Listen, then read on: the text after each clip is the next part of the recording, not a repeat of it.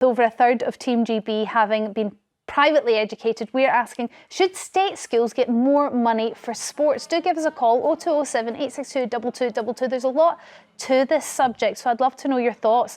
The proportion of privately educated athletes in the Team GB squad has increased to a third of all its competitors. So of the 318 athletes, I didn't realise we had that many, that's amazing, in the Team GB squad who went to school in the UK, 33.3% of them, or 106, were privately educated. Now, nationally, Department for Education statistics show that only 9% of secondary school children in England attend a private school. So, should we be giving more money to sport in state school in order to level that playing field? Len, I'll start with you on this one.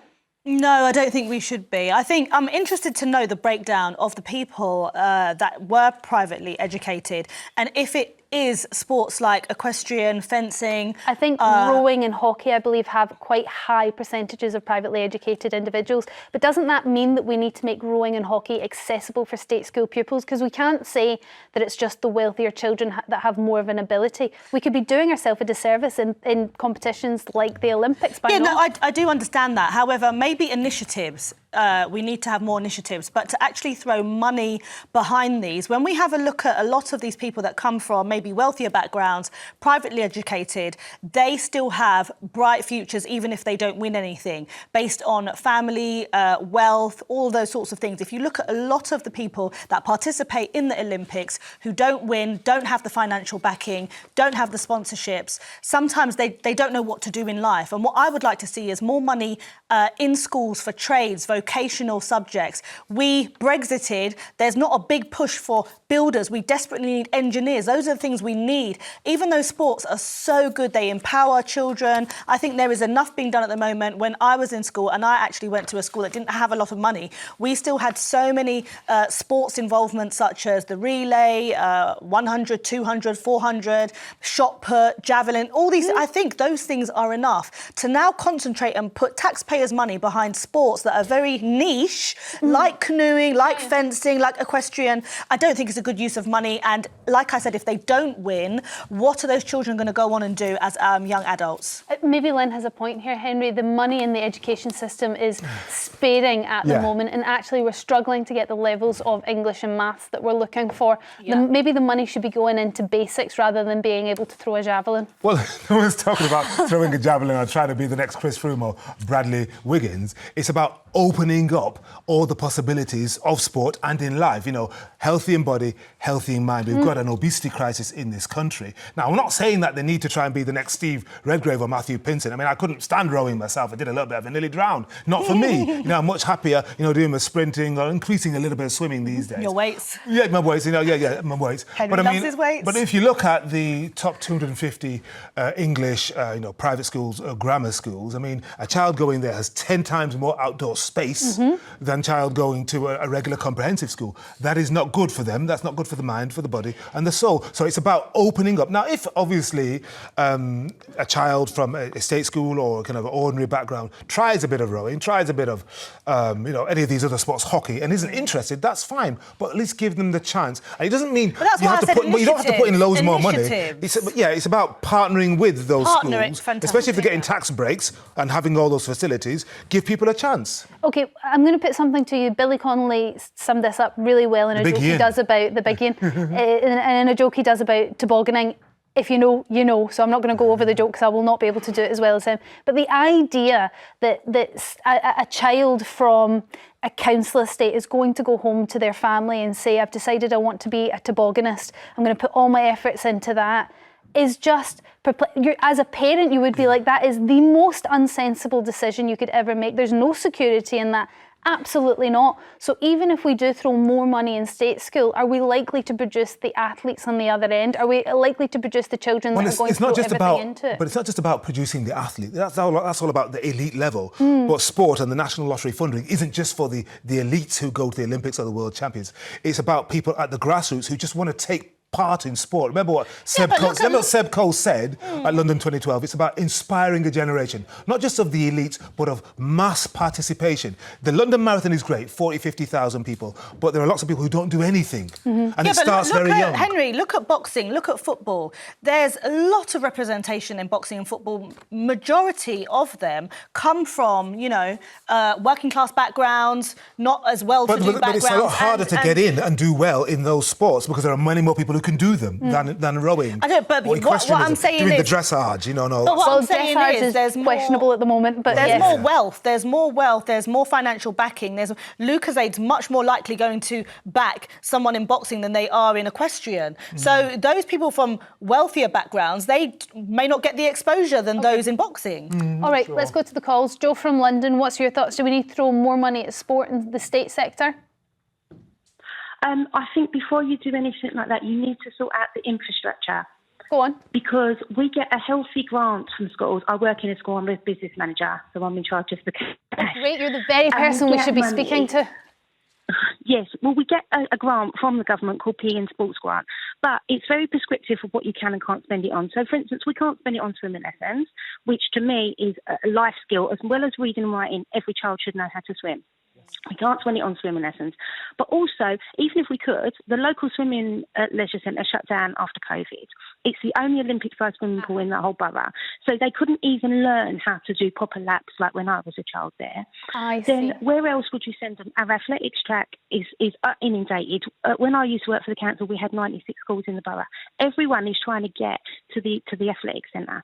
If the infrastructure isn't set up, and as you said, like, equestrian, where are we getting horses? All those things. I'd love to be able to take our children to these places, but there's nowhere for us to take them. And things have been shut down since Tories have got in, unfortunately, the youth centres. So normally you would direct them to a youth centre and you would say, go to the youth centre because they will take you horse riding or ice skating or here or there.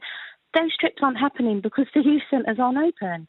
So it's throw money at us, but at the end of the day, it's going to be another thing like the tutoring grant, where we have to give it back because we can't spend it because the directives of the grant are the criteria is so unique. And then you're like, what are we meant to do with it? Joe, that is so interesting, and thank you for calling, because we would never have got the insight from anyone else that actually the major problem in it is the infrastructure is there and they don't have the community pools to be able to even teach children how to swim.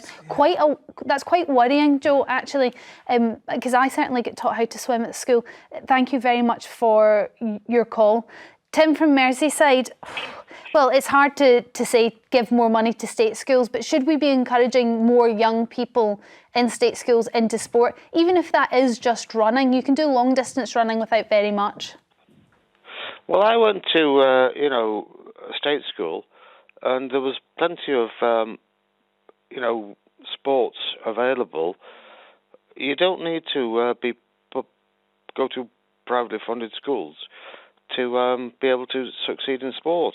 You can succeed in sport if you've got the effort to achieve it. Would it be fair to say it doesn't need funding? It needs effort. Well, you say that, Tim, but actually the stats, they speak for themselves. A third of Team GB are from privately educated individuals, when only 9% of our population is privately educated. So they disproportionately outweigh state school people in Team GB. Now, there's something in that. There is a reason behind it, and I do wonder whether actually sports, when it gets to an elite level, does cost money. I mean, you have to pay for equipment, you'll have to pay for training space, you have to pay for quite a lot. And if you're not being funded by parental help, maybe you're never going to get there. No, it's all about effort and what you do for yourself. And I think all these statistics are perhaps a little bit distorted. But Tim, don't the figures that Storms has given us, aren't they a barometer of the split, the schism in society? So the more equipment that a particular sport needs, the more likely it is that somebody from a private educated background or a public school is going to succeed in it. Because somebody coming from a certain part of Liverpool or Newcastle or Glasgow or London is simply not going to have a clue, not going to have a prayer of getting anywhere near that sport, and children will be what they can see. Hello, is that Henry speaking? It is, yes, hi. Hello, Henry. Yeah, but you see, look at some sports. Like, say you take boxing. Yeah. And now, those who succeed the most in that are most different working class backgrounds. Yeah, Tim, we're So I not. don't think there's altogether, an Tim, entire. You're saying the exposure to the other sports. Yeah, but I think yeah. when Tim, you say effort, I would say obviously not from just the child, but also from the parents. There are loads of places like horse riding places that do initiatives if you are on benefits or whatever. And I think there needs to be, like, when my mother didn't have that much money when I was growing up, she made an effort to put away money aside, even if it wasn't every week like some of these wealthy parents have, at least once a month. I went horse riding and I got a taste for it. And then when I get a bit older, I could save up. I don't think parents, because we're of the age of technological... By that point, Lynn, it's too late for you to be a professional. By that point, that time wasted between your mum paying for you every now and then to do it and you paying for yourself because it's something But then you're what if they don't passionate do about? well and you put all of that energy, as you're not from a wealthy background, those people can afford to not do well in those sports. To waste it, I suppose, Exactly. yeah. What if you don't do well in equestrian? but You've put all your energy into it. No. What are you going to do after? But Henry would say it's not a waste. It's not a waste. These are skills for life. Men's Sana incorporates I could go healthy through body. life And without let's have a equestrian. look at lots and lots It's not of a skill for life, lots of Team horse GB riding. athletes, notably Dina Asher Smith. See, they've got a degree, or Christina Huragu. They've got degrees as well as training. Because they had Seb the Coe. money to have tutors. They had the money to have all They these just went to other state things. schools and they were supported by parents, that's right. And they had a drive both with If athletics. I'm still here, can I Sorry, say Tim, something? yes. Sorry, Tim. Like what you I'm started, still Tim. here, thank you. So to say, I do think altogether it's all to do with effort, not money. Tim, I think everybody would agree that absolutely not one person in Team GB is there for a lack of effort. I think they all have drive, effort and a certain mentality that the average person does not have. But what we're saying is, are there individuals in the state system that have that drive, that determination, that focus, that personality type that isn't getting the funding and so will never make it on that reason alone? I don't know. If you're determined to do it, you'll do it. OK, Tim, thank you very much. It's a very, I suppose, optimistic outlook. Philippa from Staffordshire, what's your view on this? Do we need more money in state schools for sport? Yes, I certainly do. I had two sons. One went into rugby and the other one went into swimming. And he got a scholarship to go to Malvern College to do swimming. And he carried on his swimming and at university, went to University of Leeds, and they all admired him, and he swam there as well. He never reached games level or anything like that, but he says that his sport made him more confident in life. Yeah. Interesting. So actually, Philippa, on the basis alone that sport is beneficial to, I was about to say young people, to everybody, that we should be starting people young, because as Henry pointed out right at the beginning of this conversation, we have an obesity crisis. People are not doing as much physical activity as we need them to do to remain healthy. I suppose the alternative criticism to that is that we're not doing maths and English to a standard that we need. So should we not be throwing money into the basics? Teachers aren't getting paid enough. Apparently we don't have enough assistants. There's not enough support for those with special needs, and yet we're going to do hockey lessons for people that are never going to play hockey. Well, my granddaughter wanted to do netball, but she went to a state school and they said she wasn't good enough, so she never did the sport. Never did any sport. Terrible, Philippa. Yeah. Netball is an amazing sport. I thoroughly enjoyed it. Although there is a question about where netball goes after primary school, because you play loads in primary school, maybe a smattering in high school, and then at university it just drops off. All sport, particularly for women. The reality is we don't need all of these sports, but we need builders, we need tradesmen, we need these good things. We need all of these things because there's nothing wrong with being a great netball player at the Commonwealth Games and being a builder. We don't need loads of children. You can be a netball playing builder. Why not? Being able to do fencing. Okay. We don't. We're going to have to wrap this debate up, but it's been fascinating. Thank you very much for your call, Philippa, for all your calls. We're going to move on.